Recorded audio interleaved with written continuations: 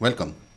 In this section, we will investigate the spectrogram and spectral properties of the output of variable delay line. Let's get started. So initially, we will set the signal configuration and we want to pass a white noise through this variable delay line. Essential idea is that we want to send all the frequencies through this variable delay line and see the impact of this variable delay line on the spectrum of the signal. So let's get started. Let my sampling frequency be 4.4 kilohertz. Let the duration of the signal be 0.5 seconds. Now the total number of samples will be integer of duration of the signal into the sampling frequency. Let me generate the time axis. Time axis will be nothing but linearly spaced time from 0 seconds to the entire duration of the signal. And how many number of points? N number of points. And yeah, that's sufficient. So this is the time axis, and let me define the noise here. So it will be a white noise, and I can generate white noise in NumPy using this module. I'm generating a Gaussian noise with zero mean and standard deviation 1, and I want to generate n samples of it. And if you want to quickly see how it looks, I'll just plot it. So this is how it looks. This is complete white noise. X-axis is time and y-axis is the amplitude. And this is nothing but pure white noise. Okay, so this is what is going to be the input to the delay line. And let me just now configure the delay line. So in this particular case, I'm not going for a variable delay line because I want to show you the impact of a fixed delay on the spectrum. And then we'll extrapolate that inference to the variable delay line. So let's start with the fixed delay. Let's say that fixed delay is 0.5 milliseconds, and this will translate into number of samples. So that will be the integer of the delay in milliseconds multiplied by the sampling rate. So if you see, this will be a integer number. So for a 0.5 millisecond delay, the size of the delay line is 22 sample wide. Okay, and I also generate a placeholder for my output of the delay line. So let it be all zeros with size n. Here I'm going to store my output of the delay line, and let me now implement this delay line. So what I'm doing is I'm going through each and every sample of the input. So my input has n number of samples. I'm going through each one of them, and I have to wait for this delay line to fill up. That means all these 22 slots in the delay line must fill up, then only the output will appear. So I have to first check for that condition. That condition is if n is greater than delay samples. If it is greater, then the delay line has filled up and the output is available from the delay line. So what is that output? My output is, so this will be the output, and this output is nothing but the delayed version of noise. Delayed version of the input, which is noise. And if my delay line has not filled up, that means I don't have any output appearing. So my output will continue to be 0. So this is the complete delay line. And let's just quickly plot and see. So here I have time and I have input signal as noise. And here I have time and the output. So there you are. It's actually overlapping. So let me just define the figure size here.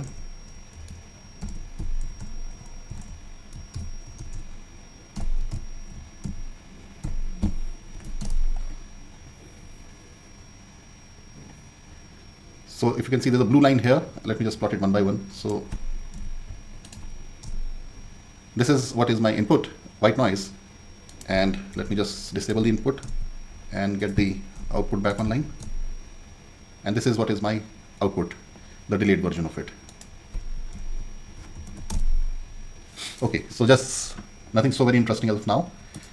The idea is now to mix both input and output and see what's happening here. So what I'm going to do is I'm going to define a signal called mixed, and I'm going to mix my input with the output and take an average of it, which means 50% contribution from noise and 50% contribution from the output of the delay line. So let me just plot this.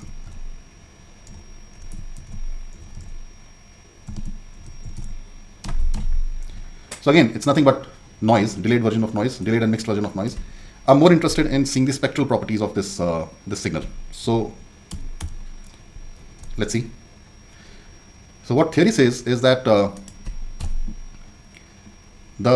because of mixing of these two signals, phase cancellations and phase reinforcements will happen, and because of phase cancellation, notches will appear in the spectrum, and that formula for where the notches are going to happen is shown here.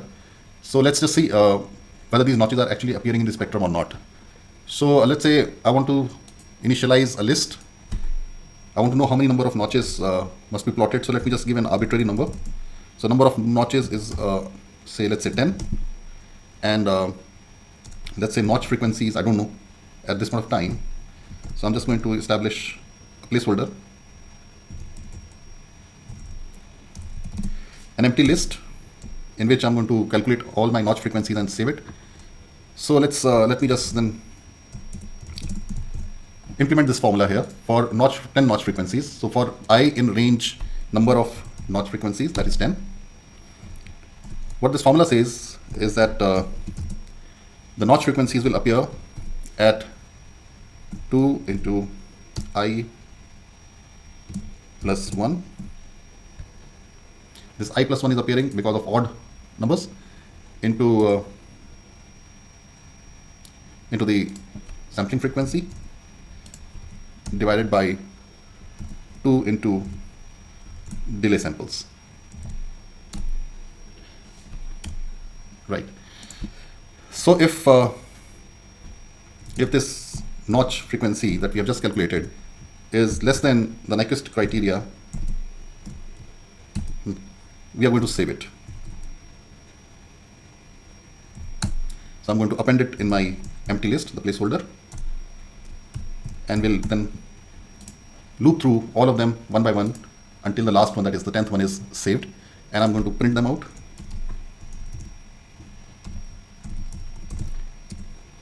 Notch frequencies in hertz, and that will be notch frequencies.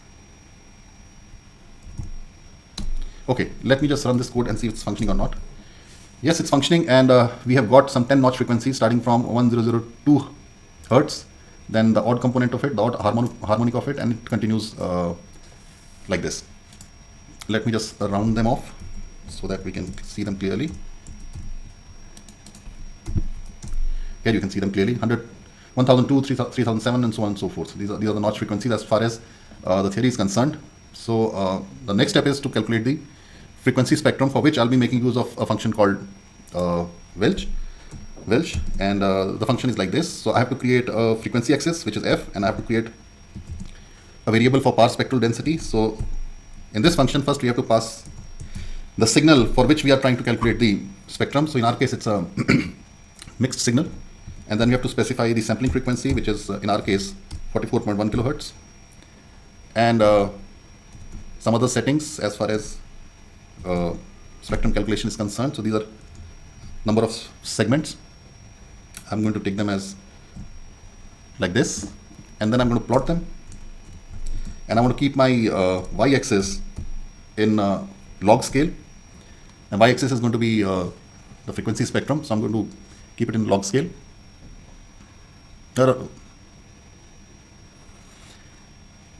So x-axis is frequency, and power spectrum is pxx, and I'm going to label it as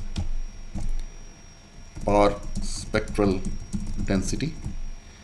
So let me just run the code here.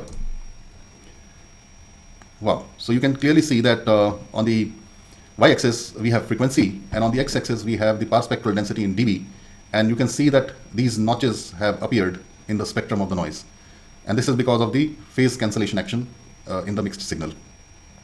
Now I can refine this diagram, but I will leave it at that, and actually you can see actually theoretically the notch frequency is at 1 kilohertz, and practically you can actually see it here. Let me just refine the x-axis.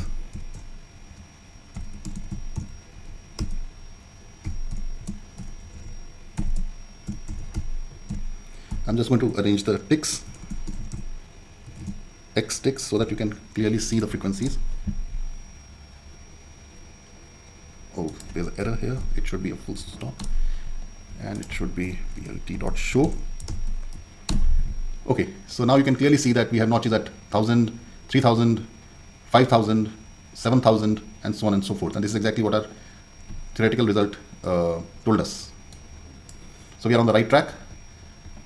Now I want to calculate the spectrogram of the mixed signal. So what I'm going to do is that, again, I will create a figure.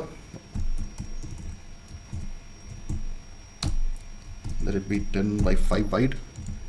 And I'm going to straight away calculate spectrogram from matplotlib. So my input signal for this is signal mixed. Number of FFT points 8092. My sampling frequency is Fs, which is 44.1 kilohertz. Number of overlaps 4096. And I want to use a color map called magma. And I also want to have my color bar implemented, which is going to be intensity in dB. Okay, I think this is sufficient for me to get the plot generated, and here we are.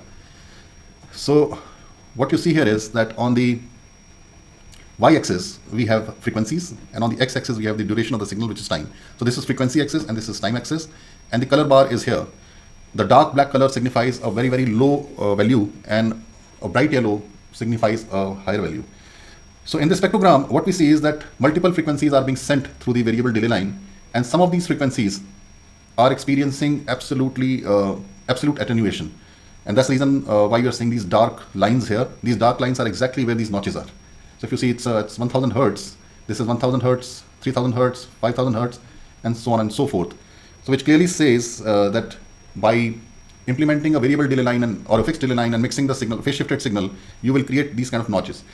In the current case, we have simulated a fixed delay, but in a variable delay line, it will be a sinusoidal modulated delay, which means these number of lines will also firstly increase or decrease, and secondly, they will move up and down in the spectrum. They will not be at the fixed notch frequencies. You have understood what's going on in the phasor, flanger, and all those kind of effects. Basically, we are playing around with these notch frequencies, and thereby creating a swooshing kind of jet engine kind of noise audio in the guitar sound. Thank you very much.